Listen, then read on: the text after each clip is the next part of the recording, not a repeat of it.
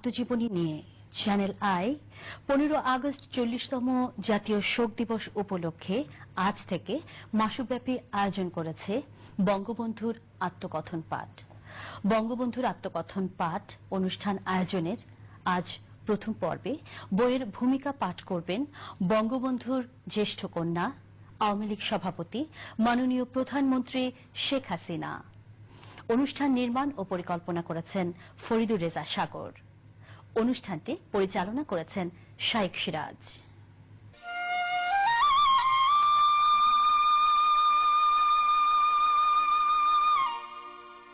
যতদিন রবে পদ্মা যমুনা গৌরী মেঘনা বহমান, ততদিন রবে কীর্তি তোমার শেখ মুজিবুর রহমান।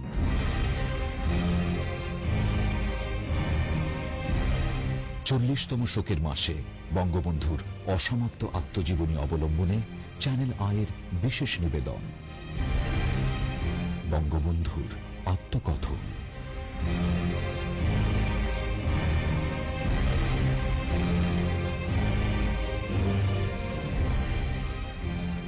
বন্ধু বান্ধবরা বলে তোমার জীবনই লেখো। আমার সহধর্মিনী একদিন জেল গেটে বসে বলল, বসেই তো আছো, লেখো তোমার জীবনের কাহিনী। বললাম, লিখতে যে পারি না, আর এমন কি করেছি যা লেখা যায়? শুধু এইটুকু বলতে পারি, নীতি ও আদর্শের জন্য সামান্য একটু ত্যাগ স্বীকার করতে চেষ্টা করেছি। আমার বাবা জাতির পিতা বঙ্গবন্ধু শেখ মুজিবুর রহমান, তিনি আমাদের স্বাধীনতা দিয়ে গেছেন, কিন্তু এই স্বাধীনতা অর্জনের পিছনে যে মহান আত্মত্যাগ তিনি করেছেন তা তুলনাহীন। একটি মানুষ তার জীবনের সবকিছু ত্যাগ করেছিলেন। তার জীবনের একটাই আকাঙ্ক্ষা ছিল বাংলাদেশের মানুষের আর্থসামাজিক মুক্তি।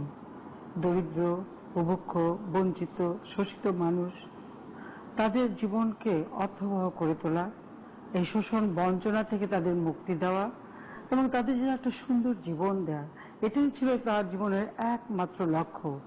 আর সেই লক্ষ্য নিয়ে তিনি সারা জীবন কাজ করেছেন, সংগ্রাম করেছেন, জেল, জুলুম, অত্যাচার, নির্যাতন সহ্য করেছেন, জীবনের সব আরাম আয় সবকিছু ত্যাগ করেছেন। এত বড় ত্যাগ আর কোনো মানুষ করেছে কিনা আমি জানি না, অন্ততপক্ষে একটি জাতির জন্য এত আত্মত্যাগ আর দেখা যায় না। খুব কমই ইতিহাসে এর স্বাক্ষর পাওয়া যায়। তিনি অতি বিনয়ের সাথে বলেছেন যে সামান্য একটু ত্যাগ, এটা সামান্য না, এটা অসামান্য। শুধু যারা উপলব্ধি করতে পারবে তারাই বুঝবে। তার এই আত্মজীবনী খাতাগুলি হারিয়ে গিয়েছিল বলতে গেলে, 29 বছর পরে ফিরে পেয়েছিলাম।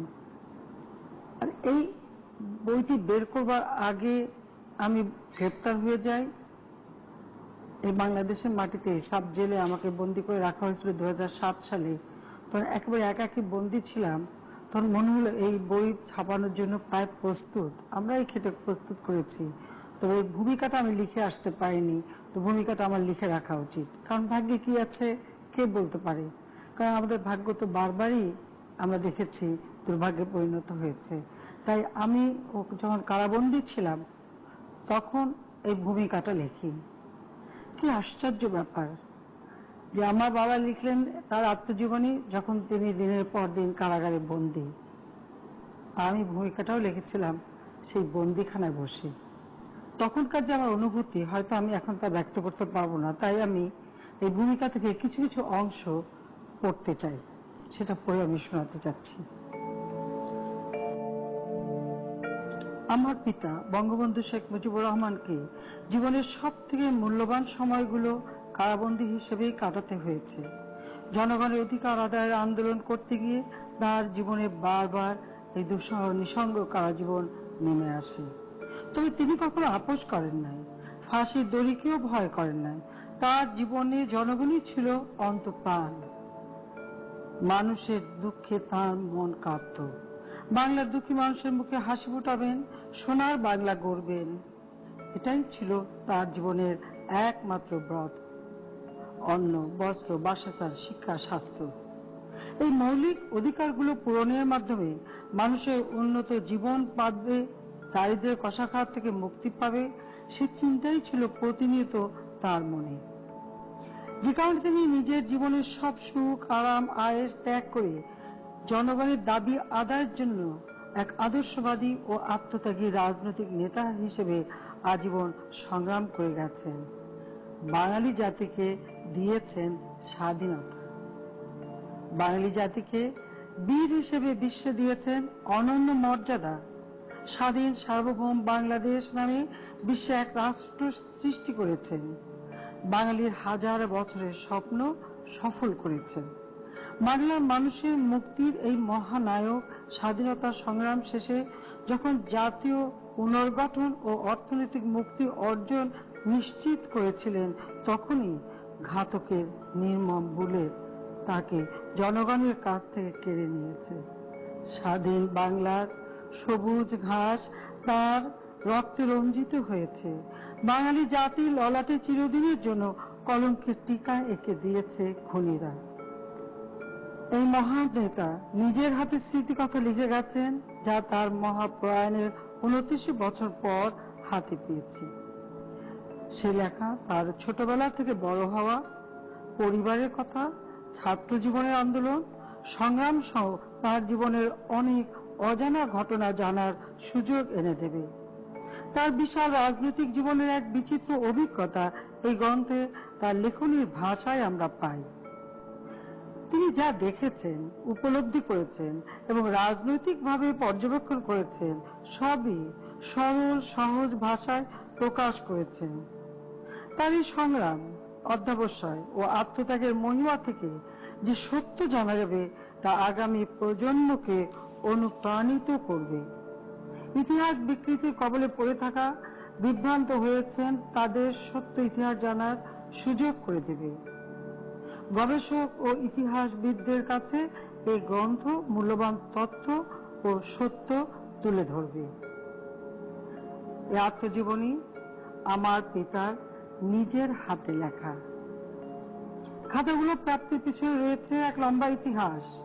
এই বইটা যে শেষ পর্যন্ত ছাপাতে পারবো, আপনাদের হাতে তুলে দিতে পারবো, সে আশা একদম ছেড়েই দিয়েছিলাম। খাতাগুলো হাতে পেয়ে আমি তো প্রায় বাকরুদ্ধ। এই হাতের লেখা আমার অতি চেনা। ছোট বোন শেখ রেহানাকে ডাকলাম। 2 বোন চোখের পানিতে ভাসলাম। হাত দিয়ে ছুঁয়ে ছুঁয়ে পিতার স্পর্শ অনুভব করার চেষ্টা করলাম। মৃত্যুর মুখ থেকে ফিরে এসেছি, তারপরে এই প্রাপ্তি। মনে হলো যেন পিতার আশীর্বাদের পরশ পাচ্ছি। আমার যে এখনো দেশের মানুষের জন্য, সেই মানুষ যারা আমার পিতার ভাষায় বাংলার দুঃখী মানুষ, সেই দুঃখী মানুষের ভাগ্য পরিবর্তনের কাজ বাকি, তার স্বপ্নে সোনার বাংলা গড়ার কাজ বাকি। সেই বার্তাই যেন আমাকে পৌঁছে দিচ্ছেন। যখন খাতাগুলোর পাতা উল্টাচ্ছিলাম, তার হাতের লেখাগুলো ছুঁয়ে যাচ্ছিলাম, আমার কেবলই মনে হচ্ছিল আব্বা আমাকে যেন বলছেন, ভয় নেই মা, আমি আছি, তুই এগিয়ে যা, সাহস রাখ। আমার মনে হচ্ছিল আল্লাহর তরফ থেকে ঐশ্বরিক অভয় বাণী এসে পৌঁছালো আমার কাছে। এত দুঃখ, কষ্ট, বেদনার মাঝে যেন আলোর দিশা পেলাম। এই লেখাগুলো বারবার পড়লে যেন শেষ হয় না, আবার পড়তে ইচ্ছা হয়। দেশের জন্য, মানুষের জন্য একজন মানুষ কিভাবে কতখানি ত্যাগ স্বীকার করতে পারেন, জীবনে ঝুঁকি নিতে পারেন, জেল জুলুম নির্যাতন সহ্য করতে পারেন, তা জানা যায়। জীবনের সুখ, স্বস্তি, আরাম, আয়েশ, মোহ, ধন, দৌলত সবকিছু ত্যাগ করার এক মহান ব্যক্তিত্বকে খুঁজে পাওয়া যায়। শুধু সাধারণ গরিব দুঃখী মানুষের কল্যাণ চেয়ে কিভাবে তিনি নিজের সব চাওয়া পাওয়া বিসর্জন দিয়েছেন, তা একটু গভীরভাবে বিশ্লেষণ করলে অনুধাবন করা যাবে। এই লেখাগুলো সূত্র ধরে গবেষণা করলে আরো বহু অজানা তথ্য সংগ্রহ করা যাবে, জানা যাবে অনেক অজানা কাহিনী। তথ্যবহ লেখায় পাকিস্তান আন্দোলন, ভাষা আন্দোলন, বাঙালির স্বাধীনতা ও স্বাধিকার আন্দোলন এবং গণতান্ত্রিক সংগ্রামের বিরুদ্ধে পাকিস্তানি শাসক গোষ্ঠীর নানা চক্রান্ত ইত্যাদি বিভিন্ন ঘটনা ও ইতিহাস জানার সুযোগ হবে। আর সেই সঙ্গে কায়েমি স্বার্থবাদীদের নানা ষড়যন্ত্র ও শাসনের নামে শোষণের অপচেষ্টাও তিনি তার অভিজ্ঞতা থেকে তুলে ধরেছেন। বাংলার মানুষ এখনো বড় কষ্টে আছে। আগামী প্রজন্ম এই লেখা পড়ে অনুপ্রাণিত হয়ে দেশ সেবায় ব্রতী হবে সে প্রত্যাশা রাখছি।